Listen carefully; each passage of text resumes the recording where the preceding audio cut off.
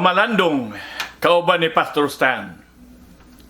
Gutlo sa pagpamalandong.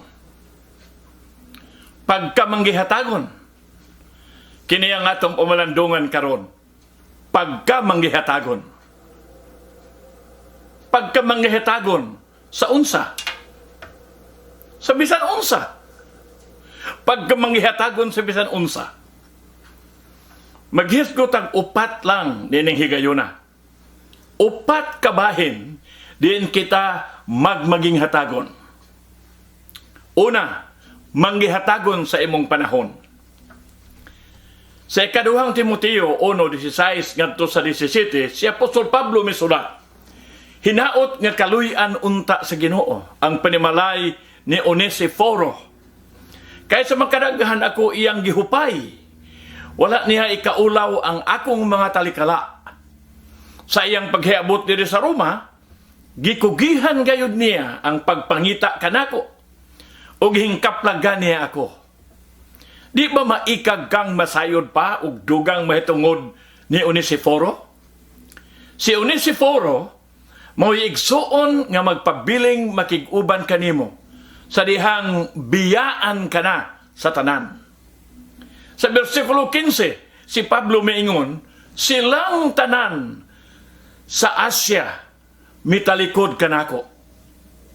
Si Onesiforo migastog panahon sa pagpangita kang Pablo sa dako ug lapad nga siyudad sa Roma, aron lang sa pagpakig-uban kaniya sa panahon nga mibati siya nga nag-inusara ug tinalikdan sa tanan. Si Onesiforo mao'y igsuon kinsa mo hatag og panahon ug muduaw kanimo bisan sa bilangguan ug motindog sa paglaban ug paghupay kanimo sa panahon nga mubati kang ikaw na lang usa. Nagkinahanglan kita og mga Onesiforo sa iglesia ni ining mga panahona. Ikaduha, manggihatagon sa imong pagpangdasig. Si Apostol Pablo may higala nga si Bernabe. Kinsa ngalan nagkahulugan og anak sa pagdasig.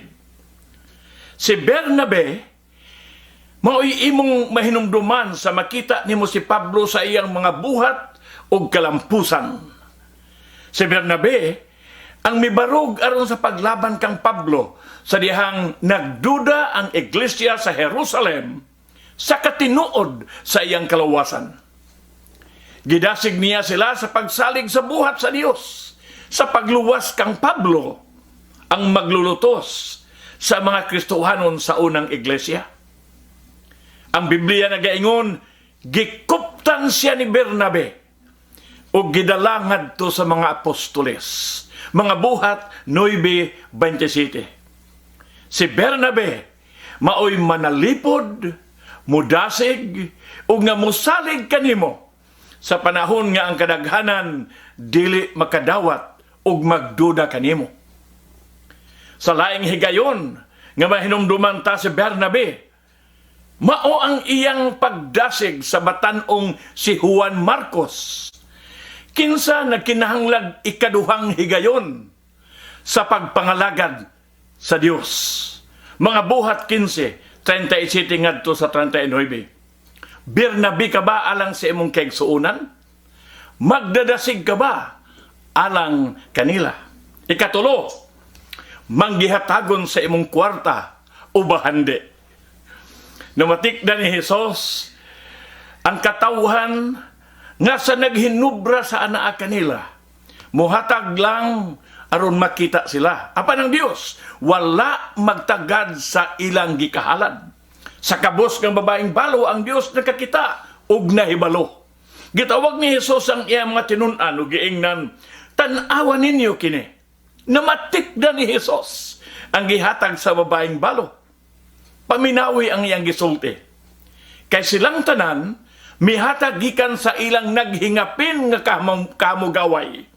Apan kini siya, ang kabos nga babaeng balo, mihatag sa tanan nga diha kaniya, sa tanan nga iyang kabuhian. Marcos 12:44. Dili kini tabo nga gidasig ni Jesus nga ang hatag ng kinagamyan mao ang kinamayuhan. Kundili sa magahatag ka magamay o sa madako, buhata kini sa kinasingkasing sa maayong kabubuton nga hatag ngadto sa Dios. Makahatag ka nga walay gugma, apan ang gugma mo hatag bisan og masakitan ka. Ikaupat, manggihatagon sa imong pagka mapasalamaton. Dihay na pulo ka mga sanglahon nga miduol kang Hesus og miingon, maluoy ka kanamo. Ug si Hesus mitubag, lumakaw kamo ug ipakita ang inyong kaugalingon ngadto sa mga saserdote. Ug sa nagpanglakaw sila, nangaayo sila. Lucas 17:14. Ug kini ang nahitabo.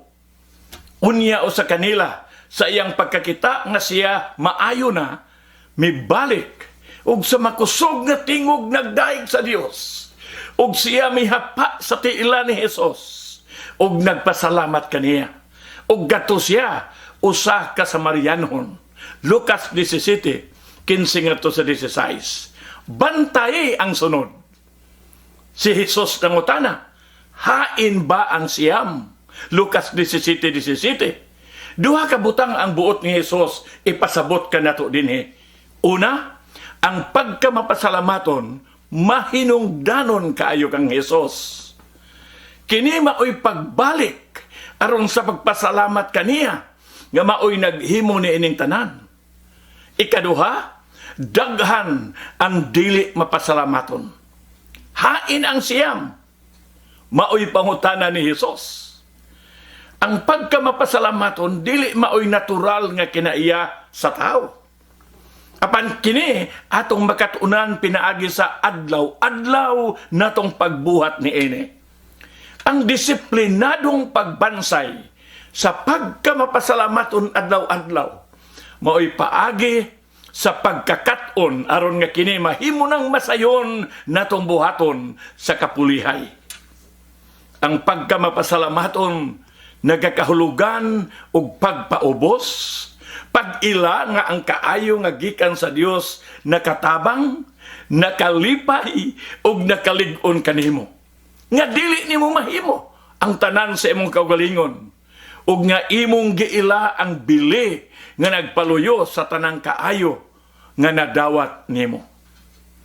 Ang pagkamanggihatagon sa imong panahon, sa imong pagpangdasig, sa imong kwarta o bahandi, ug sa imong pasalamat, maoy upat lang sa daghan pang mga butang nga mahimo kang manggihatagon sa adlaw-adlaw nimong Kristohanong pagkinabuhi ni ini nga kalibutan.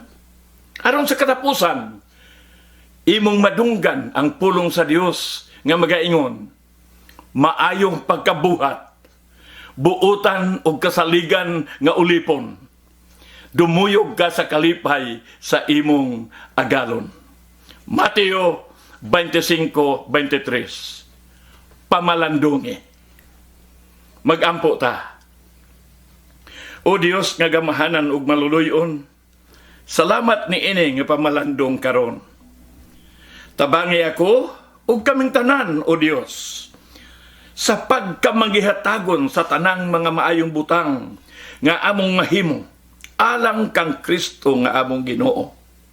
Aron nga sa ingon, mahimo kaming imong mga alagad, nga imong gikahimut-an diha sa pagkamasinugtanon, kalig-on, o kamabungahon.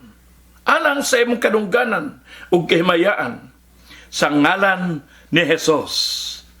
Amen. Amen. Ang Dios magapanalangin kanimo, ug kanatong tanan, sa madagayaon gayod, karon ug sa umaabot pa, hangtod sa sunod Martes dinhi sa Amerika, ug Miyerkules diha sa ubang dapit, pag-ayo-ayo.